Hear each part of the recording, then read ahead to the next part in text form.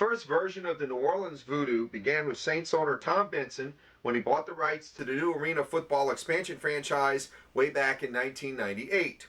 Here is the initial public announcement of the team's upcoming start. This announcement was done in 2003 for the 2004 season. All right. Let's hear it. Saints owner Tom Benson is doing his part to bring year-round professional football to New Orleans. Tuesday afternoon, he introduced his newest sports franchise to the Crescent City. New Orleans, and I say that when I mean the Gulf South, really love football. You know, they're ready to talk football year-round. They don't just talk football in NFL season. The Arena Football League has 17 seasons under its belt, and a national TV contract has the sport's popularity on the rise. With newly formed ties to the NFL, the Arena League is gaining credibility while lending some creativity. Tom Benson was the guy who really got the NFL involved. He had them change their constitution so NFL owners could own arena football teams. We've now got 9 NFL owners. The arena football has done some exciting things, and maybe we need a little bit more excitement sometimes, so and vice versa. And I think working together now, instead of having football, 12 months of the year, now we might have it 14 months of the year. The AFL season begins in February and closes with the Arena Bowl in late June. The Voodoo will share the arena with the Hornets and will put up a fight for the city's entertainment dollar. There's always competition. I mean, you'd be foolish. TV's competition. You know, video games are competition. Little League baseball is competition. But there's a place for everybody. So I can't say that we're concerned about it. We just have to do our job well. If we do our job well, people are going to come out and watch our product, and that's all we can hope for at this point is to be a good partner in the sports entertainment business in the winter months, and that's what we plan to do. Mike New would be named the first head coach of the club. Here's an interview with him along with some other members of the Voodoo from their initial season. How much fun is this to start on the ground floor with something that is brand new, developing your own team with your own personnel from scratch?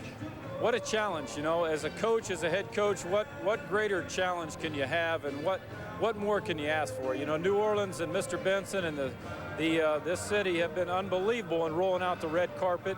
Mr. Benson has put the best facilities in the Arena League in place. They've shown their commitment to go out and spend the money on the free agent players to get them here. And as a coach, you know, I sit back every night and I think about it. You know, not only is it an unbelievable challenge, but I feel like, hey, I've been dealt a great hand in poker. You've got great facilities, you've got a great city, you've got a new arena. What a great place for a player to come and play, because there's so much to do in this city, and it's a lot of fun. And for so many of these guys, it attracts them to this area because of the number of things to do and because it's great football country. What was it like when you walked in the arena the first time and you saw the field down here? They already rolled out the AstroTurf. I mean, I know coaches love the little things, the details, but it had to kind of be a neat experience to come out and see, hey, there's our field with our logo. Yeah, I tell you, when I walked through the tunnel for the first time, I got chills up and down. You know, to see the end zone logos in black with our logo on it, to see the middle of the field, to see how nice it lays down on this surface, to see the walls enclosed. You know, it's one of those things that you're like a little kid. You know, this is what you do for a living, and to see your game facility and your surface that you play on was a lot of excitement. You know, when we take this field for the first time in a game on February 14th, you know, that's going to be the tough thing. I need to get here about 4 hours before the game just to get settled down and let the emotions run through me. Head coach Mike New is joining us here as Voodoo Fan Fest continues on UPN 54. Now, you're out of the Arena 2 League. You have a lot of experience for arena football, but for the fans out there in New Orleans that are watching this that have not seen this and don't know what it's like, what are they in store for? Well, I tell you, arena football has come a long way. You know, this league has produced great players, and there are great players in this league. And it is football. It's just got its little different twist to it. But you're going to see the fans in this community, a tremendous amount of excitement, great quality of play, fast-paced, high-scoring, a lot of action, and hopefully there's a lot of diehard football fans down here, and we want them to pick up after the Super Bowl is over, jump on board with the Arena League and the Voodoo, and carry them forward through a great season here back into the NFL in July. You mentioned Kevin Porter's our defensive coordinator. You know, Kevin played for a number of years in the NFL. Very intense guy, brings a lot of emotion and passion, and he's got some defensive backs that, you know, he teaches those guys to play like he played the game, and that's a great thing to do. But not only Kevin, Coach Junior Ely is our line coach, and Coach Ely and I have coached together in Nashville and have played together in Nashville, and he does a great job with those linemen. He's played in this league for 7 years on both sides of the ball, so he understands what it takes. Coach Sullivan is our special teams coordinator and the offensive assistant, and we work hand in hand together every day on offensive ideas, and he works closely with the special teams, and he does a great job with that. And his experience, again, he's played in Arizona in the Arena League and coached in the Arena 2 League, so lucky to have him. And Coach Frank Thomas, who will coach the fullback linebackers. He's a local guy here, but he's played in this game 96 through 98, so he understands what arena football is all about, the Iron Man cliche that you always hear. And you know, he's coaching the position where those guys are just a battering ram. They constantly pound each other for 60 minutes, and the Coach Thomas is a good addition also. And finally, I've been around to Tampa, which they wanted this past season. I've been in Dallas, Houston, Carolina, and to see the atmosphere and the hoopla that's going on is something that they tried to explain what was going to happen today, but they couldn't get us prepared for it. I can tell you that. There's no doubt about that. Hey, your Tulsa days, Rick Dixon, Tulane's AD. He was the AD at Tulsa at the time. He was there my true freshman year. Your first New Orleans taste, I guess. Well, he didn't know he was coming, but always a connection somewhere in this small world, huh? That's it. Hey, why New Orleans? You could have gone to a bunch of Arena League teams. Why New Orleans, and why this new franchise, this startup franchise? Well, a lot of it deals with the head coach. You got to have a good rapport with your coaching staff, and you got to feel comfortable where you're going to be. With the free agency being the way it was this past season, there was a need for quarterbacks, but there wasn't a large market for quarterbacks.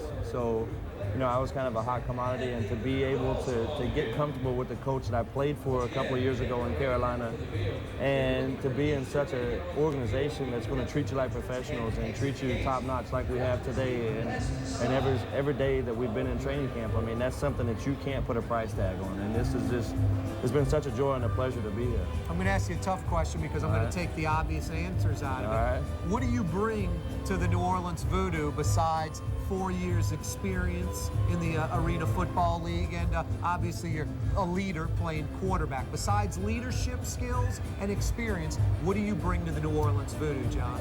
A lot of it is it's stuff that you can't put a price tag on. I'm not going to be the most gifted athlete. I'm going to tell you that straight up. I'm not going to be the best quarterback out there. But what I can do is I have a lot of heart and a lot of desire that if I can't beat you athletically, I'm going to bust my butt in a weight room or running or someplace like that so that I can be as good, if not better than you. And that's a mentality that I try to bring every day. Every day when we're running sprints, I try to lead doing sprints. That's little things that I feel that I can bring to the team. And as far as on the field, my job is really easy. I mean, I have some great athletes out there that if I give them the ball, they're going to make plays happen. So as a quarterback in an offensive scheme that Mike has and the team that we're going to have, it's really simple. We have probably one of the best two-way lines in the league, as you know, they have to go both ways. So right. As far as rushing the passer and keeping them off of me, I don't know if there's going to be a better one in the league. And then to have Aaron Bailey and Luke Leverson and Lamont Moore and those guys that you can throw a 2-yard pass and they can take it to the house anytime. So that it makes my job really easy. You know, you got to go to old school football to get Iron Man football. That's it. I guess you're glad that you're the quarterback, huh? You don't have to play defense, and that offensive specialist you just mentioned, Aaron Bailey, he doesn't have to play defense either. That's sort of a relief, huh?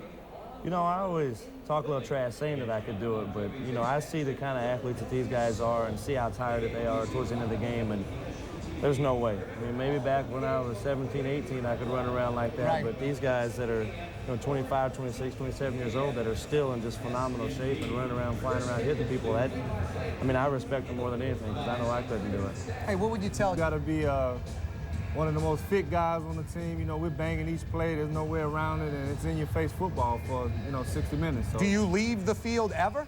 Well, yeah, you get a break. You get if you start the quarter, then you get to come out once, and then you can come back. But if you come in the middle of the quarter and go out, then you're dead. But you get a clean slate at the beginning of each quarter. So you can come back in, you get over, get some water, you know, patch up your nicks, and go back out there and go at it again. What do you think of this loony bin, New Orleans? Crazy town, huh? Hey, it's perfect fit for this game, you know what I mean? This is not a structured game. This is about the fans. It's about getting out here and having fun, screaming your head off, and just letting loose, man. We on a fun atmosphere, and just let it all hang out. It's fast, it's action-packed, it is entertaining, isn't it? Definitely. It's a lot of scoring. It's kind of bad for the guys that's trying to rush the pass and stop people, but that's what it's about, you know what I mean? You got to go through the trials and tribulations, and then the last man standing and the most fit, and that's who wins. Hey, BJ, when you were at Marshall playing ball, did you think, man, one day I'm going to be a 4 or 5 year Arena League veteran? No way, no way. I thought I was going to be one of the guys that was a 10-year in the NFL and just, you know, make all kinds of money and blah, blah, blah. But then they humbled me, you know what I mean? I went to the NFL, and it wasn't what I thought, and things didn't really work out, and then I still wanted to play, though. I still had that burning desire in my heart to play the game, and this is what this is, and this is a league for the guys that just want to play football, and they play with all their heart. No gimmicks and none of that kind of stuff, and salary caps and all that. Just come out here and play, man. Lay it on the line every week. Now, BJ, at Marshall with the Thundering Herd, you were a defensive end, right? Mm-hmm. How tough was it going from defensive end to defensive end with the Arena League team, but then having to flip-flop over and play offensive tackle / tight end? Well, you go through what I like to call a baptism. You know what I mean? You have to go over there and play offense, and the guys that's vets in the league, they beat you down and they throw you to the wolves, and you have to kind of just, like it's survival of the fittest. You know, you have to either learn it or get out the game. You know what I mean? So I had to brush up on my offensive skill. I had played tight end in high school, so you know I had to just get back to that and try to get some pointers from some of the vets at that time, and I've gotten better, and here I am. Got to be a weird mentality from being blocked to having to block. Right. It's going from aggression to like regression. You know, in the offense you have to be kind of passive and take the blow, and you know what I mean, and keep a guy out. In the defense you have to attack a guy, and you just have to keep mentally focused in the game. Not to mention you're tired. You know what I mean? You just ran down on kickoff. Now you got to rush the passer. Then there's a field goal. Now you got to turn around and block this guy. You know what I mean? And that's part of the game, though, and that's what makes this game so different. Hey, BJ, we'll see. It's one good thing about being an offensive specialist. You just have to play offense. That's great. You don't have to go on the defensive side of the ball. I commend those guys on the other side of the ball, but it adds a variation to the game, you know? It's great. Can you take advantage of maybe a DB in the sense that that guy's playing wide out in DB and you're just coming on offense and he's a little winded, or you guys had a long drive on offense before and you can kind of take advantage of that? We can do that, but we can also take advantage of him with the forward motion. Being an offensive specialist is a different variation in the game. Yeah, talk about that, Aaron, because that was my next question. Okay. Forward motion in the National Football League is illegal, but you got a DB just standing there ready to guard you, and you're coming at him full bore, ready to make a break. Tell us exactly what that's about. Well, we have forward motion in Arena Football League now, and with that, that's just an added element to the game, like with the high-power offense and with this league. So using that forward motion, it adds excitement to the game, a lot of high scoring, and like I said, fun. Hey, how much did your time with the Colts help you as far as coming to arena football? I would imagine that the NFL experience was invaluable as far as playing arena football. It helped me tremendously, but one thing about this game, the speed and tempo is a lot quicker. You have to make your adjustments in your route running a lot quicker. But other than that, the NFL experience helped me out a lot. How's John Fitzgerald as a quarterback? Great guy. I played with John for a year, so we have a connection going as far as on the field together, and I'm looking forward to this season again. Aaron, I visited with you a few weeks back at the facility. Positive, upbeat. You played 5 years in the NFL. A lot of folks would think, like, Aaron Bailey, he's doing this just for a pit stop, ready to get back to the National Football League. Is that true or not necessarily true? It's kind of in between. If the opportunity presents itself to get back in the NFL, that's great. But if it doesn't, I'm happy. I'm playing football. That's all. That's what I want to do. I just want to play football. But I had 5 years in the NFL. I'm totally happy. I'm proud of that. But if the opportunity presents itself, great, I'll go for it. But if not, I'm here. Play and win a championship. For the New Orleans Voodoo is Kevin Porter. Thank you for stopping by here with us. Kind of a madhouse scene down here on the field, but arena football is fan-friendly. This is what it's all about, right? Absolutely. This is exactly what it's all about. A lot of interaction between the players and the coaches and the fans, and it seems like we're going to have a great crowd here every game this year. I know that a lot of people have a misconception that in arena football, because of all the scoring, there is no defense. You would beg to differ with that statement, and in a lot of cases, one defensive stop or one big defensive play is the difference in a game, is it not? Absolutely, and I think that's one of the things that the fans will come to find out is that arena football is really not a field position game. It's not a game of where you have the ball on the field because, as soon as you get the ball, you're in scoring range. It's really a game about possessions, and the team that takes care of its possessions normally ends up winning the football game. My job is to get our offense more possessions than their offense has, and hopefully if we can do that, then we'll have a good defense this year. Well, listen, lots of... The Voodoo's first regular season game was on the road, February 8th, at the Philadelphia Soul, in a 42-34 victory. Let's take a look at some of the footage. Good afternoon, everybody, and welcome to the Wachovia Center in Philadelphia. Chris Kennan, your host. Historic day here today for the Crescent City. The New Orleans Voodoo taking on the Philadelphia Soul in the first ever game of these two expansion teams. We are just moments away from the opening kickoff. Down on the field are the captains for the coin toss. This is quite an electric scene, folks. We've had celebrities, we've had Super Bowl-like pregame festivities, and I would say that this is one of the biggest events that this city has had in a long time. Father passed away right before Christmas. Wasn't sure how well he was going to play today. Dan Curran on the run for the touchdown for New Orleans. Curran, the fullback, in his fourth year from... Pitch it to Curran on a running play, and he dodges a tackler and another, and a touchdown. Are they going to say he scored? Yes, there's the signal. Touchdown. Wow. John Fitzgerald for Aaron Bailey. Touchdown. Aaron Bailey. The next week in the New Orleans Arena, the club's home opener came down to the wire versus Indiana. In the backyard games. Taking Anthony Derrick's right now.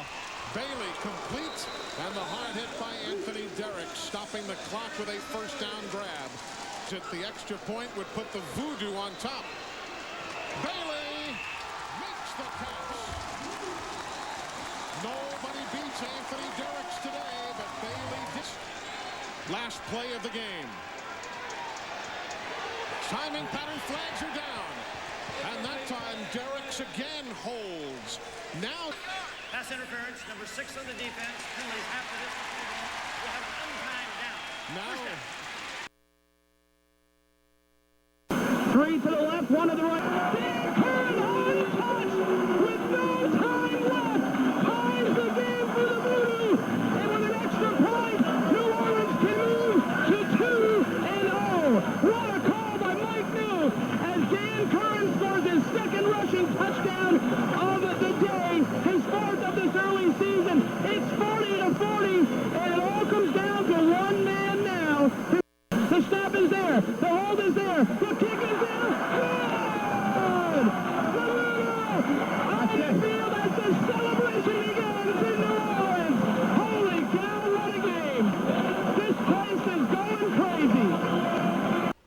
The Voodoo would go 3-0 after holding off the Georgia Force 55-52 before losing their first game of the year to Las Vegas 50-30.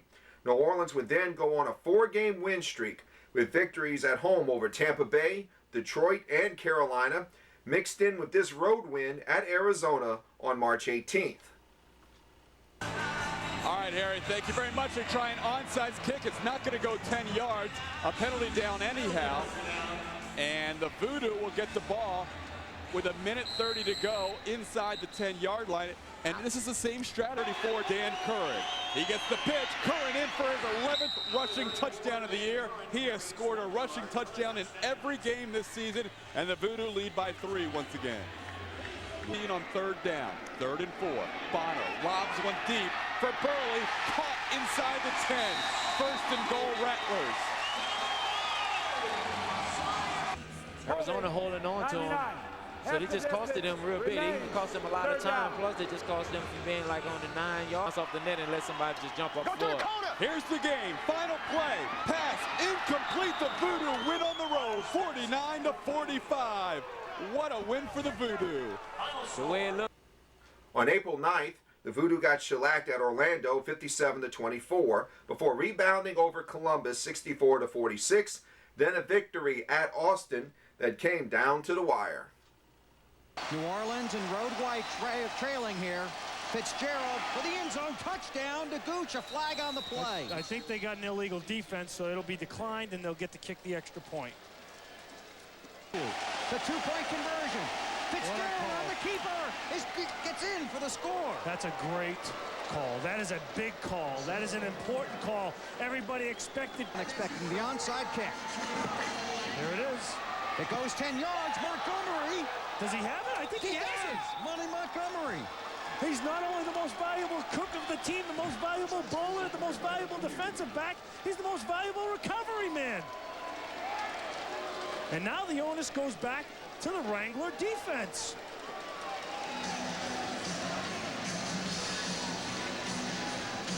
Run.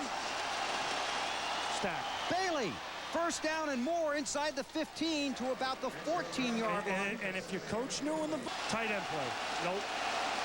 Fitzgerald under pressure. Got him wide open in the end zone. Calvin Spears touchdown. And that's the famous dance right there. Jump on the wall and ride the horse. And the Voodoo gallops in front. And that's a busted cut play. And you see them, they're 10 yards off, 12 yards off. 6 seconds to go. This could be it. Kaleo going for the end zone. Intercepted. Intercepted by Monty Montgomery. 2 losses would follow on May the 1st, 68-34 at San Jose, and 8 days after that at Orlando, 45-40. However, 6 days later, the Voodoo was back in comeback mode versus Georgia. From the 11, first down. Curran on the sweep, gets a block, gets to the 5 and beyond. Boy, the big fellow got it rumbling, didn't he? That's right. Big Dan Curran come around that corner. Let's get in there. To the left side again. Squares up. Touchdown! It's his 3rd of the game, his 21st of the year.